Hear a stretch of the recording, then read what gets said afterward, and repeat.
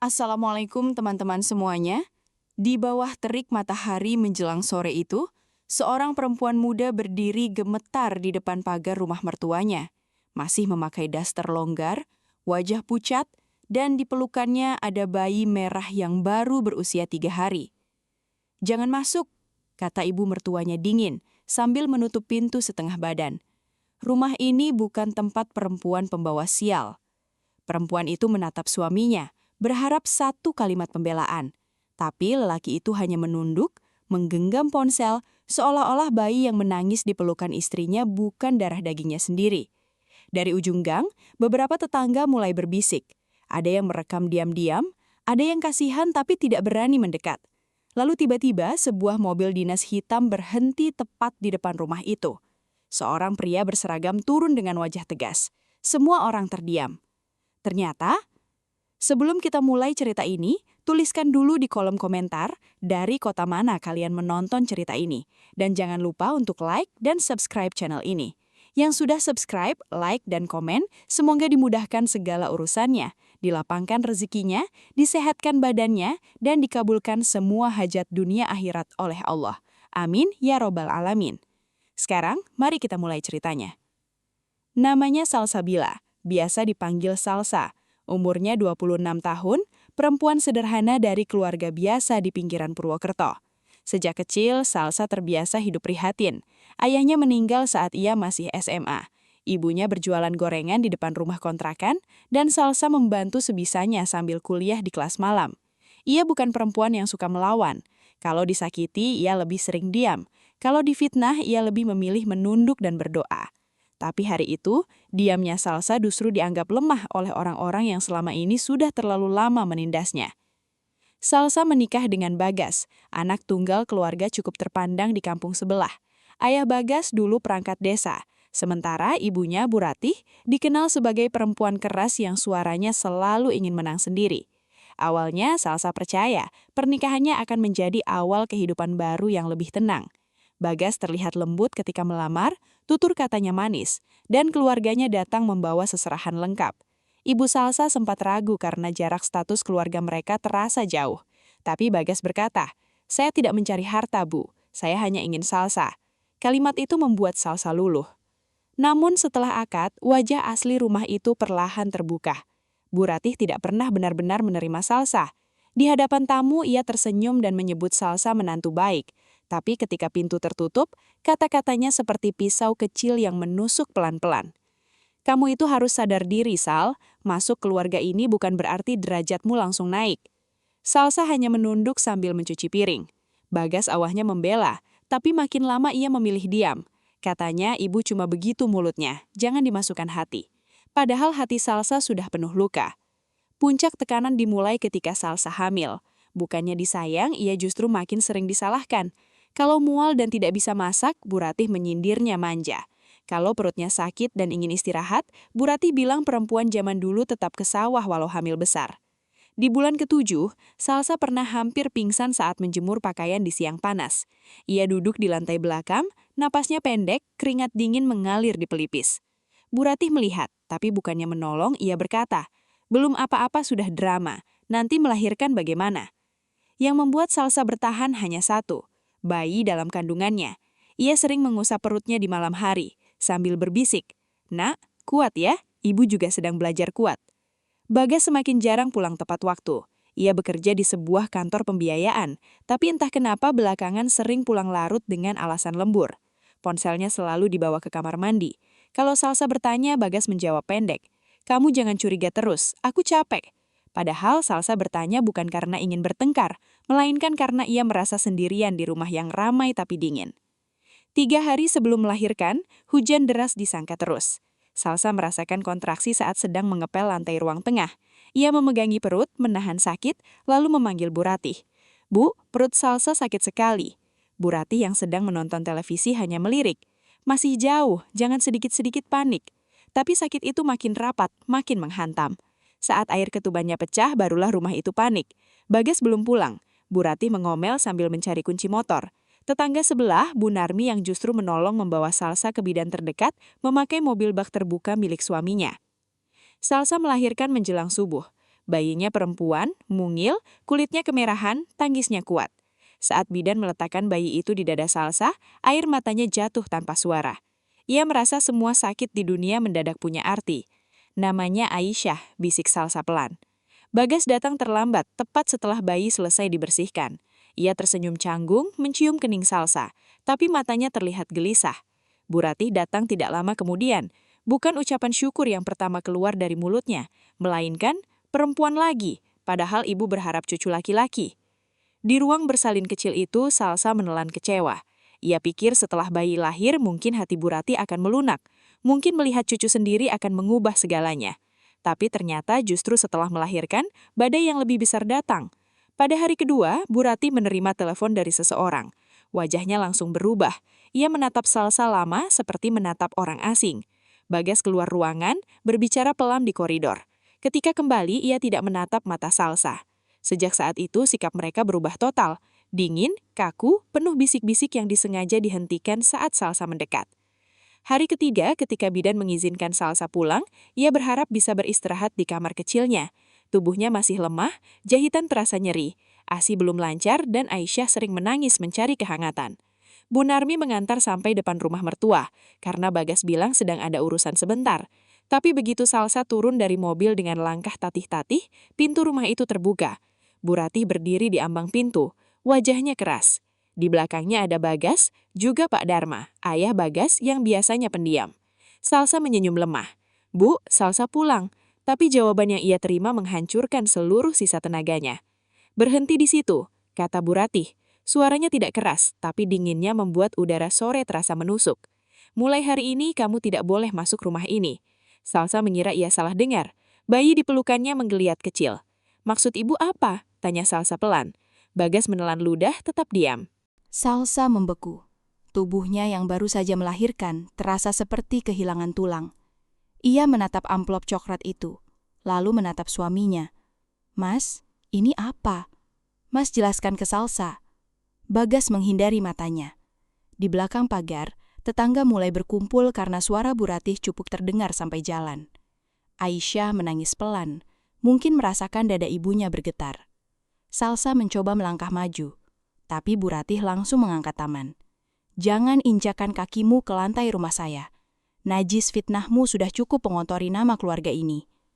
Fitnah apa, Bu? Suara Salsa mulai pecah. Salsa baru pulang dari bidan. Tolong, Salsa masih sakit. Namun kata sakit tidak berarti apa-apa bagi Bu Ratih. Ia menunjuk amplop di tanah. Buka sendiri. Ada foto, ada pesan, ada bukti kamu perempuan tidak benar. Salsa menunduk dengan susah payah. Satu tangan memegang bayi, satu tangan mengambil amplop itu. Jemarinya gemetar. Saat amplop terbuka, beberapa lembar foto jatuh. Foto itu menunjukkan Salsa sedang duduk di warung dengan seorang pria berseragam polisi. Ada juga tangkapan layar percakapan yang seolah-olah menunjukkan hubungan gelap. Salsa langsung mengenali pria di foto itu. Namanya Raka Pratama, seorang polisi yang dulu pernah membantu ibunya saat lapak gorengan mereka digusur oleh preman pasar. Raka adalah teman almarhum ayah Salsa. Bahkan Salsa memanggilnya Om Raka sejak kecil. Beberapa minggu lalu, ia memang bertemu Raka di warung dekat puskesmas untuk meminta saran karena ada orang tak dikenal sering mengirim pesan ancaman ke ponselnya. Salsa tidak pernah bercerita pada Bagas karena takut Bagas marah dan menganggapnya membawa masalah. Tapi foto itu diambil dari sudut jauh, sengaja dibuat terlihat seperti pertemuan rahasia. Ini tidak benar, kata Salsa cepat. Mas Bagas, dengarkan. Itu Om Raka, teman Bapak dulu. Salsa ketemu karena... Cukup. Bagas memotong. Suaranya akhirnya keluar. Tapi bukan suara pembelaan, melainkan tuduhan. Aku sudah malu, Sal. Ibu sampai dapat kiriman semua ini. Orang-orang sudah bicara. Salsa menatapnya tidak percaya. Jadi Mas lebih percaya kertas ini daripada istrimu sendiri. Bagas diam. Diamnya lebih kejam daripada makian. Di saat itu, Salsa sadar. Musuh terbesarnya bukan fitnah, melainkan suami yang memilih percaya tanpa bertanya. Bu Narmi yang tadi mengantar berusaha mendekat. Bu Ratih, ini perempuan baru melahirkan. Jangan begini. Kalau ada masalah, bicarakan di dalam. Bu Ratih menoleh tajam. Bu Narmi tidak usah ikut campur. Ini urusan keluarga saya. Kalau urusan keluarga, jangan dipertontonkan di jalan, balas Bu Narmi. Suaranya ikut bergetar. Beberapa tetangga mulai saling pandang. Mereka tahu Bu Ratih keras, tapi kali ini keterlaluan. Namun tidak ada yang berani bersuara lebih jauh. Di kampung itu, keluarga Bagas punya pengaruh, dan banyak orang memilih aman daripada benar. Salsa mencoba mendekat kepada Bagas. Mas, lihat Aisyah. Ini anakmu. Demi Allah, Salsa tidak pernah mengkhianati Mas. Bagas menatap bayi sekilas. Ada ragu di wajahnya tapi segera ditutup oleh suara Bu Ratih. Jangan tertipu air mata. Perempuan seperti dia memang pintar bersandiwara. Lalu Bu Ratih mengeluarkan satu kalimat yang membuat semua orang terdiam. Kami juga tidak yakin bayi itu darah daging Bagas. Salsa seperti ditampar di depan umum. Ia memeluk Aisyah lebih erat. Bu, jangan bawa-bawa anak saya. Dia tidak berdosa. Pak Dharma yang tadi diam akhirnya bicara. Tapi bukan untuk menenangkan. Salsa, pulang dulu ke rumah ibumu. Kita urus nanti baik-baik.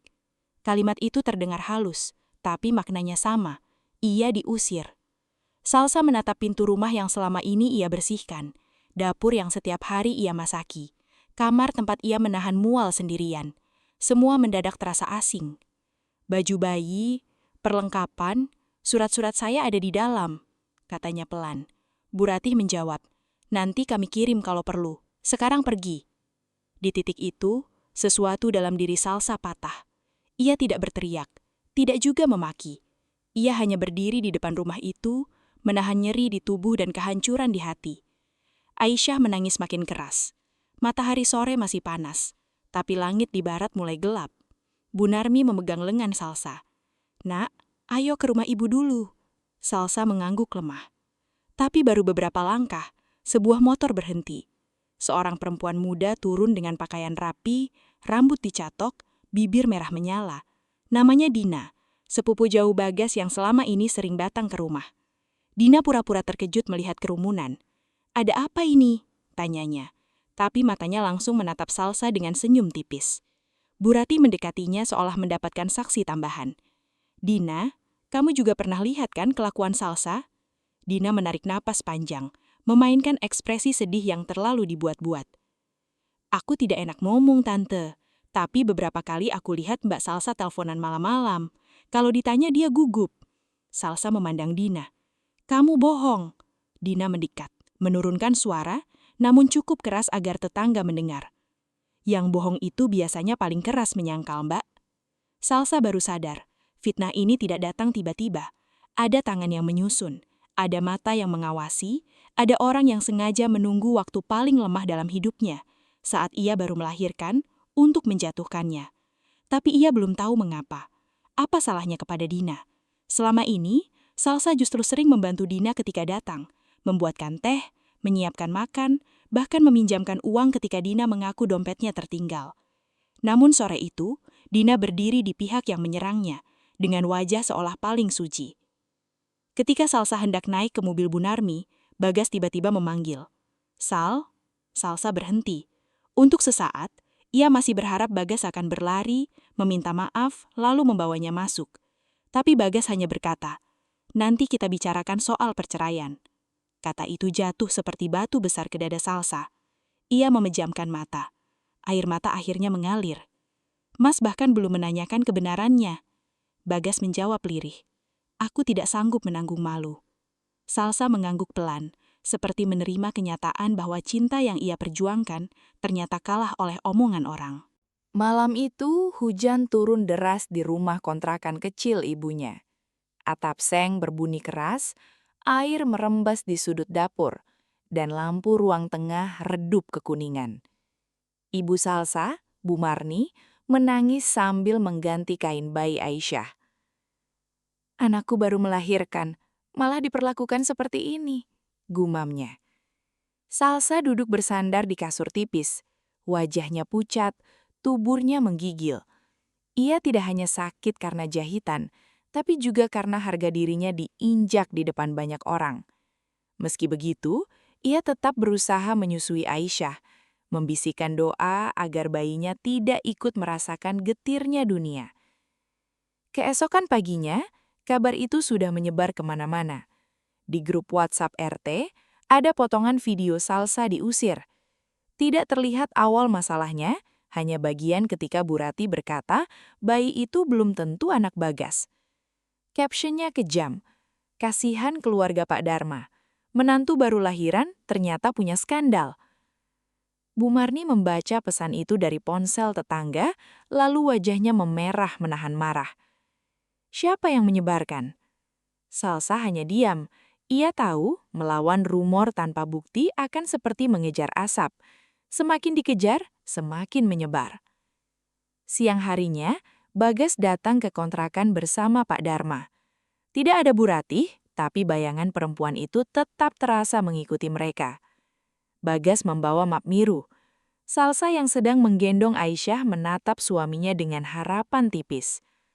Mas datang untuk bicara? Bagas mengangguk, lalu duduk tanpa menyentuh bayi. Pak Dharma membuka pembicaraan. Salsa, demi kebaikan semua pihak, lebih baik kalian berpisah sementara. Bagas akan mengurus talak. Bu Marni langsung berdiri. Anak saya baru melahirkan. Kalian ini manusia atau bukan? Bagas menunduk, tapi tetap menyodorkan map. Ini surat kesepakatan. Aku tetap kasih uang untuk bayi sampai ada hasil tes. Salsa menatap map itu lama. Hasil tes apa? Tes DNA. Jawab Bagas pelan. Kalimat itu membuat ruangan kecil tersebut hening. Bu Marni memukul meja. Kurang ajar kamu, Gas. Saat melamar mulutmu manis, sekarang anakku kamu hina. Bagas tampak tersinggung, tapi tidak berani menatap Bu Marni. Salsa justru bicara paling tenang. Saya mau tes DNA, tapi bukan karena saya takut. Saya mau supaya anak saya nanti tahu ibunya tidak pernah berbohong. Pak Dharma tampak sedikit terkejut mendengar ketenangan Salsa. Ia mungkin mengira Salsa akan menangis dan menolak, namun Salsa sudah melewati malam penuh tangis. Pagi itu, sesuatu berubah dalam dirinya. Ia tetap lemah secara fisik, tapi batinnya mulai berdiri. Tapi saya juga minta semua bukti yang kalian tuduhkan. Lanjut Salsa. Foto, pesan, siapa yang mengirim, kapan diterima. Saya ingin tahu siapa yang membuat fitnah ini. Bagas jawab cepat. Tidak perlu diperpanjang. Salsa menatapnya tajam. Justru harus diperpanjang, Mas, karena ini bukan cuma soal rumah tangga. Ini soal nama baik anak saya. Setelah Bagas dan Pak Dharma pergi, Salsa membuka ponsel lamanya. Ia mencari kembali pesan-pesan ancaman yang pernah diterimanya. Nomor tak dikenal itu dulu mengirim kalimat aneh, seperti pergi dari rumah Bagas sebelum semua terbongkar. Dan jangan merasa jadi ratu hanya karena hamil. Salsa sempat menghapus beberapa karena takut, tapi ternyata masih ada sebagian tersimpan. Ia juga menemukan riwayat panggilan dari nomor asing yang sering masuk tengah malam. Tangannya gemetar. Selama ini, ia mengira itu hanya gangguan iseng. Kini semuanya seperti potongan puzzle yang mulai menyatu. Salsa kemudian menghubungi Raka. Awalnya ia ragu. Ia takut melibatkan orang lain. Apalagi Raka seorang polisi dan jabatannya sekarang bukan orang sembarangan. Tapi ia teringat ayahnya pernah berkata, kalau kamu benar, jangan takut mencari jalan yang benar. Telepon tersambung setelah beberapa nada. Assalamualaikum Om, suara Salsa lirih. Di seberang sana, Raka terkejut. Waalaikumsalam Salsa, kamu kenapa? Suaramu lemah. Salsa mencoba menjelaskan, tapi baru beberapa kalimat tangisnya pecah. Ia menceritakan foto, fitnah, pengusiran, dan tuduhan terhadap Aisyah. Raka terdiam cukup lama, lalu suaranya berubah serius. Salsa, dengarkan Om baik-baik. Jangan hapus apapun dari ponselmu. Simpan semua pesan, semua foto yang kamu punya. Kalau ada video yang tersebar, minta salinannya. Ini bukan urusan kecil. Salsa mengusap air mata. Om, mereka bilang foto kita jadi bukti. Raka menarik nafas. Justru itu aneh. Pertemuan kita waktu itu di warung terbuka, siang hari, dan ada 2 anggota saya juga di lokasi beberapa menit setelahnya. Kalau ada yang memotret dari jauh lalu mengarang cerita, berarti orang itu memang berniat menjebak. Sore itu, Bu Narmi datang membawa bubur dan beberapa perlengkapan bayi yang ia beli sembunyi-sembunyi.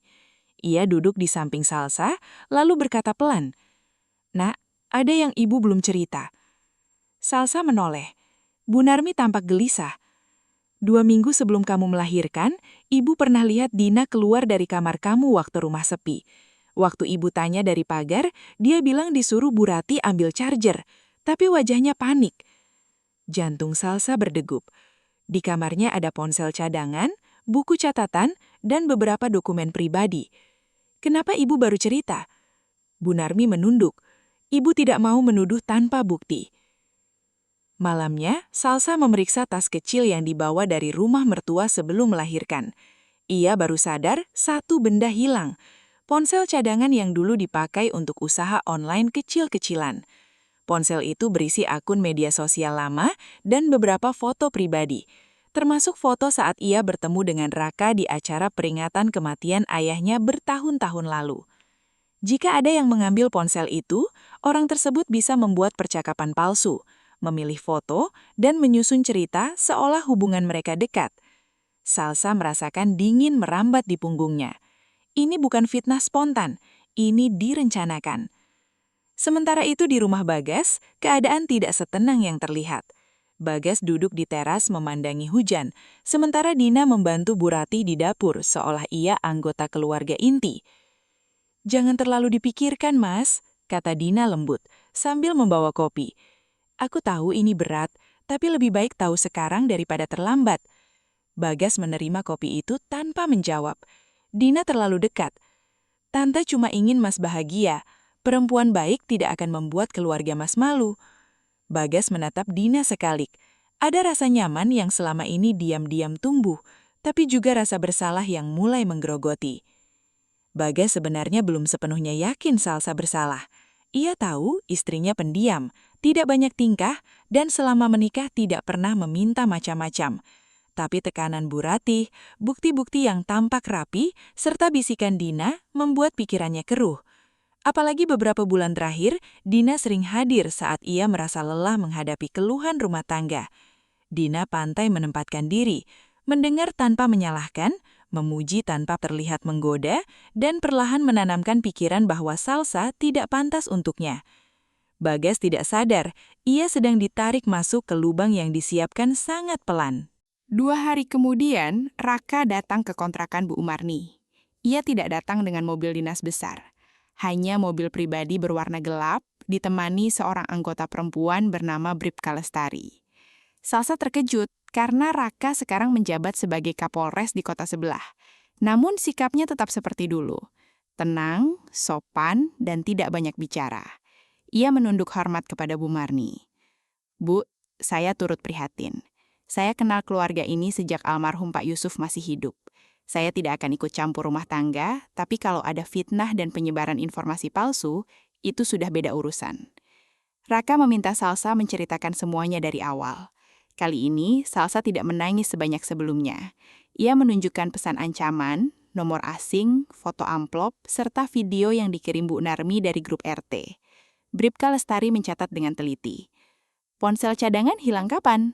tanya Lestari. Salsa menjawab, "Saya baru sadar setelah pulang dari bidan, tapi Bu Narmi pernah melihat Dina keluar dari kamar saya." Raka menatap Salsa. "Apakah Dina punya alasan membencimu?" Salsa terdiam. "Saya tidak tahu, Om, tapi beberapa kali dia seperti tidak suka kalau Bagas perhatian pada saya." Raka tidak langsung menyimpulkan.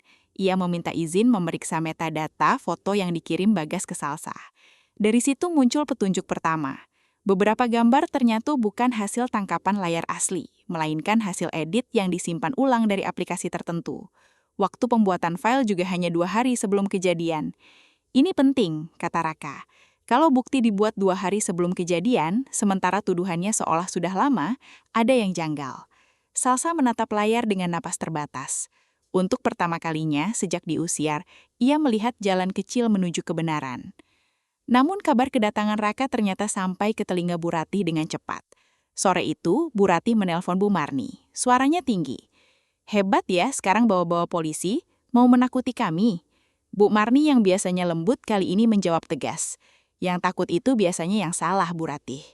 Bu Ratih mengancam akan melaporkan Salsa balik karena mencemarkan nama baik keluarga. Salsa yang mendengar dari samping hanya memeluk Aisyah. Dulu ancaman seperti itu membuatnya gemetar. Sekarang ia mulai paham. Orang yang biasa menekan akan semakin keras ketika korbannya mulai berdiri. Besoknya Raka datang ke rumah Bagas. Kali ini dengan mobil dinas. Kedatangannya tidak dibuat heboh, tapi cukup membuat satu gang menoleh. Bu Rati yang sedang menyiram tanaman langsung pucat ketika melihat seragam itu. Bagas keluar dari rumah dengan wajah bingung. Dina kebetulan ada di ruang tamu dan begitu melihat Raka, tangannya refleks menyembunyikan ponsel. Raka memperkenalkan diri dengan tenang. Saya tidak datang untuk membuat keributan. Saya datang meminta klarifikasi terkait dugaan fitnah, penyebaran video dan penggunaan data pribadi tanpa izin. Bu Ratih usaha tetap galak. Pak, ini urusan keluarga. Menantu saya yang salah. Kenapa kami yang didatangi? Raka menatapnya datar. Kalau hanya urusan keluarga, ibu tidak akan membiarkan video itu menyebar ke grup warga. Kalau hanya urusan rumah tangga, tidak akan ada bukti digital yang diduga dipalsukan. Suasana langsung hening. Bagas tampak terkejut. Dipalsukan? Raka mengalihkan pandangan kepadanya. Mas Bagas, apakah Anda memeriksa sumber bukti sebelum mengusir istri yang baru melahirkan? Pertanyaan itu membuat Bagas seperti kehilangan suara. Raka meminta semua orang duduk. Pak Dharma datang dari belakang rumah, wajah tegang. Dina mencoba pamit dengan alasan ada urusan. Tapi Bribka Lestari yang ikut mendampingi berkata, Mbak Dina, sebentar. Nama Anda disebut sebagai salah satu yang mengetahui kejadian. Dina menyenyum kaku. Saya cuma saksi, Bu. Bribka Lestari membalas. Kalau begitu tidak perlu takut. Kalimat sederhana itu membuat Dina semakin gelisah. Di ruang tamu itu, kipas angin berputar pelan, tapi udara terasa panas.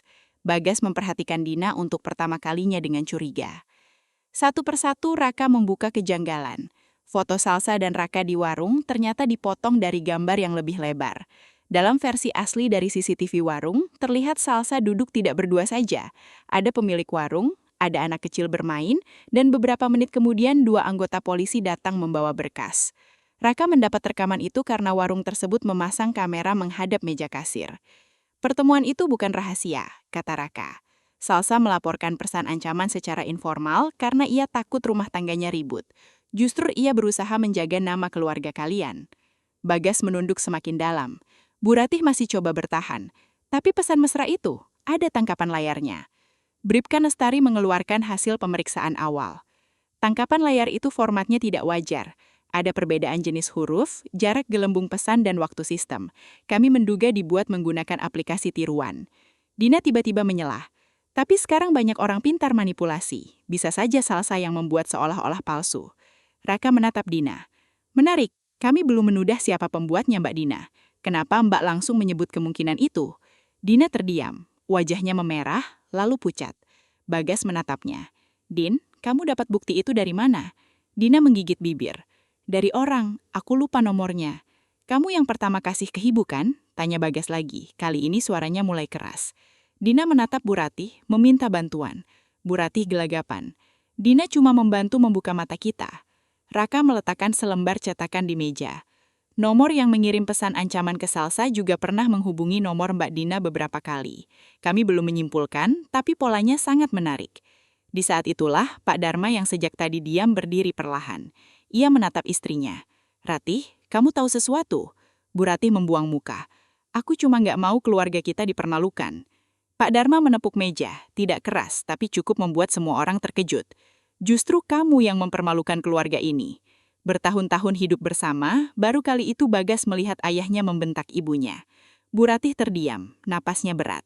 Dina mulai menangis, tapi tangisnya tidak terdengar lagi seperti sedih. Lebih seperti orang yang panik karena pintu kebohongannya mulai terbuka. Tekanan itu akhirnya membuat retakan pertama muncul. Dina mengaku bukan pembuat utama, tapi ia menerima bantuan dari seseorang yang ia kenal lewat media sosial untuk membuat tangkapan layar palsu. Ia mengaku mengambil ponsel cadangan Salsa di kamar saat rumah sepi. Dari ponsel itu, ia mengambil beberapa foto lama dan daftar kontak, lalu menyusun cerita seolah Salsa punya hubungan khusus dengan Raka. Motifnya membuat semua orang terdiam. Dina sejak lama menyukai Bagas, dan Bu Ratih pernah berkata, setengah bercanda setengah serius, bahwa Dina lebih cocok menjadi menantunya daripada Salsa. Bu Ratih langsung membantah, aku tidak pernah menyuruh dia memfitnah. Dina menangis makin keras. Tante memang tidak menyuruh langsung, tapi Tante yang bilang kalau ada bukti Salsa tidak benar, Tante akan keluarkan dia dari rumah. Tante yang bilang bayi perempuan itu cuma beban. Tante yang bilang Mas Bagas pantas dapat istri lebih baik. Bagas menutup wajah dengan kedua tangan. Semua kalimat yang pernah ia anggap keluhan biasa dari ibunya, ternyata menjadi bahan bakar bagi kejahatan orang lain. Dan korbannya adalah Salsa, perempuan yang baru melahirkan anaknya. Sore itu juga, Bagas datang ke kontrakan Bu Marni. Langit mendung, jalan masih basah bekas hujan, dan sandal Bagas penuh lumpur. Ia berdiri di depan pintu dengan wajah kusut, mata merah, dan tangan kosong. Tidak ada Dina, tidak ada Bu Ratih, tidak ada pembenaran. Bu Marni membukakan pintu tapi tidak langsung mempersilahkan masuk. "Mau apa kamu?" tanyanya dingin. Bagas menunduk. "Saya mau minta maaf sama Salsa." Dari dalam, Salsa mendengar suara itu. Dadanya bergetar, bukan karena rindu semata, tapi karena luka yang belum mengering. Salsa keluar pelan sambil menggendong Aisyah. Wajahnya masih pucat, tapi sorot matanya berbeda. Bagas langsung berlutut di teras. "Sal, maafkan aku. Aku bodoh. Aku percaya orang lain. Aku gagal jadi suami." Salsa menatap lelaki yang dulu ia cintai, lelaki yang seharusnya menjadi tempatnya pulang. "Mas bukan cuma gagal percaya," katanya pelan. "Mas membiarkan aku dan anakmu dihina saat aku tidak bisa membela diri." Bagas menangis. "Aku tahu, aku salah. Aku akan bawa kamu pulang." Salsa mengeleng. "Pulang kemana? Ke rumah yang menolak anakku?" Kalimat itu membuat Bagas terdiam.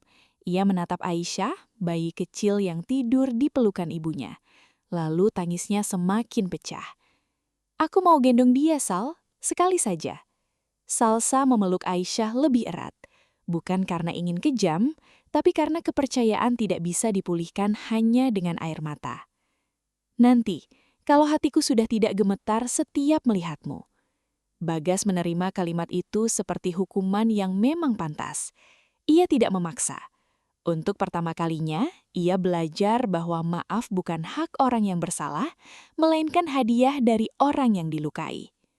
Beberapa hari kemudian, hasil tes DNA keluar. Aisyah terbukti anak kandung Bagas dengan kecocokan yang tidak bisa dibantah. Surat itu seperti palu yang menghantam semua mulut yang pernah menuduh. Raka menyerahkan salinannya kepada Salsa, Bagas, dan Pak Dharma. Bu Ratih hadir dengan wajah pucat, tidak berani menatap cucunya. Di depan keluarga kecil itu, Raka berkata tegas, kebenaran tidak selalu datang cepat, tapi ketika datang, ia membawa konsekuensi. Dina akhirnya menjalani proses hukum terkait pencurian ponsel, pemalsuan bukti digital, dan penyebaran fitnah. Bu Ratih tidak dipenjara, tapi namanya hancur oleh perbuatannya sendiri. Yang paling mengejutkan, Pak Dharma meminta maaf langsung kepada Bu Marni. Lelaki tua itu datang membawa perlengkapan bayi yang dulu ditahan di rumahnya. Baju kecil, selimut, bedak, buku kontrol bidan, dan satu gelang bayi yang belum sempat dipakai Aisyah. Ia meletakkan semuanya di ruang tamu kontrakan, lalu menunduk. "Bu Marni, saya gagal menjaga anak ibu di rumah saya. Saya malu." Bu Marni terdiam lama. Marahnya masih ada, tapi melihat Pak Dharma yang tulus, ia hanya berkata, "Yang paling penting sekarang, jangan biarkan cucu kalian tumbuh dalam racun yang sama."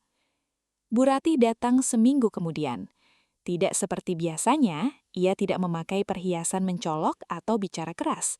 Ia berdiri di depan kontrakan membawa tas kain berisi popok dan minyak telon. Salsa menemuinya di teras. Bu Ratih menangis sebelum bicara. "Salsa, ibu salah," kata ibu terdengar asing di telinga Salsa setelah semua penghinaan itu. "Saya terlalu sombong, terlalu takut keluarga dipandang rendah, sampai saya merendahkan orang yang seharusnya saya lindungi." Salsa tidak langsung menjawab. Angin sore lewat pelan, membawa suara anak-anak mengaji dari musola dekat gang. "Ibu," kata Salsa akhirnya, "saya bisa memaafkan, tapi saya belum bisa kembali seperti dulu." Bu Ratih mengangguk cepat. "Tidak apa-apa, ibu tidak memaksa." Ia menatap Aisyah yang tidur di ayunan. Air matanya jatuh. "Boleh ibu lihat cucu ibu?" Salsa diam beberapa detik, lalu menggeser tubuhnya sedikit. Bu Rati mendekat, tidak menyentuh, hanya memandang bayi itu dari jarak sopan. Untuk pertama kalinya, wajah kerasnya runtuh. "Maafkan nenek, nak," bisiknya. "Nenek hampir kehilangan kamu karena kebodohan nenek sendiri."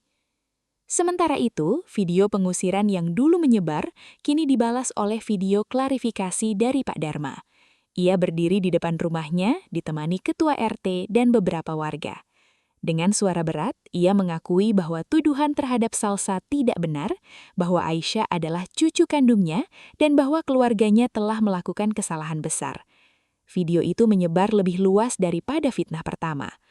Orang-orang yang dulu ikut menghina mulai mengirim pesan minta maaf. Ada yang datang membawa buah, ada yang menulis panjang di WhatsApp. Tapi Salsa belajar, tidak semua permintaan maaf perlu dibalas dengan kedekatan. Bagas berusaha memperbaiki semuanya perlahan.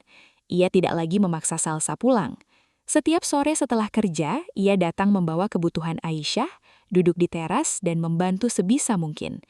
Kadang ia mencuci botol, kadang membeli obat, kadang hanya duduk diam menemani Bu Marni menjaga warung gorengan. Ia juga mulai menjalani konseling pernikahan di puskesmas bersama Salsa atas saran Raka.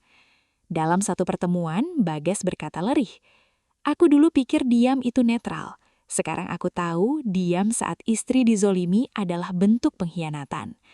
Salsa mendengar, tapi belum sepenuhnya lunak. Sebulan berlalu, Aisyah tumbuh lebih segar, pipinya mulai berisi, tangisnya makin kuat. Salsa perlahan pulih. Ia kembali membuka usaha kecil menjual paket lauk rumahan dari rumah ibunya. Anehnya, setelah kasusnya viral di lingkungan sekitar, banyak orang justru memesan sebagai bentuk dukungan. Bu Narmi membantu promosi. Raka sesekali menanyakan kabar melalui Bu Marni, tidak pernah melewati batas. Baginya, tugasnya selesai ketika kebenaran berdiri. Salsa menyimpan rasa terima kasih yang besar, bukan karena Raka menyelamatkan hidupnya seperti pahlawan, tapi karena ia datang saat semua orang memilih diam. Pada malam Jumat yang tenang, Bagas datang lagi. Kali ini ia tidak membawa banyak barang, hanya sebuah buku tabungan atas nama Aisyah dan surat pernyataan tertulis. "Aku sudah bicara dengan ayah. Aku pindah dari rumah ibu. Aku kontrak rumah kecil dekat sini. Bukan untuk memaksa kamu ikut, tapi supaya aku bisa belajar jadi ayah tanpa bayang-bayang siapapun." Salsa membaca surat itu pelan. Isinya sederhana. Bagas berjanji tidak akan memisahkan Aisyah dari ibunya, tidak akan membawa Salsa kembali ke rumah lama tanpa persetujuannya, dan bersedia bertanggung jawab lahir batin. Salsa menatap Bagas lama. Di luar suara jangkrik terdengar dari selokan kecil depan rumah. "Mas, saya tidak tahu apakah rumah tangga kita bisa kembali utuh," katanya jujur. "Luka ini dalam, tapi saya tahu Aisyah berhak punya ayah yang benar-benar berjuang." Bagas mengangguk. "Saya akan tunggu, Sal. Bukan dengan kata-kata, tapi dengan perbuatan." Untuk pertama kalinya sejak hari pengusiran itu, Salsa membiarkan Bagas menggendong Aisyah. Tangan Bagas gemetar saat bayi kecil itu berada di dadanya. Ia menangis tanpa suara, mencium kening Aisyah berkali-kali. "Maaf, nak. Ayah terlambat menjagamu." Cerita Salsa tidak berakhir seperti dongeng yang semua lukanya langsung sembuh. Ia tidak tiba-tiba melupakan penghinaan. Ia tidak langsung kembali menjadi menantu penurut. Tapi ia menang, bukan karena membalas dengan teriakan, melainkan karena bertahan sampai fakta bicara. Ia membuktikan bahwa perempuan yang baru melahirkan bukan berarti lemah, bahwa fitnah bisa dihias rapi tapi tetap punya retak, dan keadilan kadang datang melalui orang yang kita tidak duga. Hari ketika ia dilarang masuk rumah memang menjadi hari paling pahit dalam hidupnya. Namun dari hari itulah Salsa akhirnya menemukan pintu lain. Pintu untuk berdiri, memilih, dan dihormati sebagai manusia.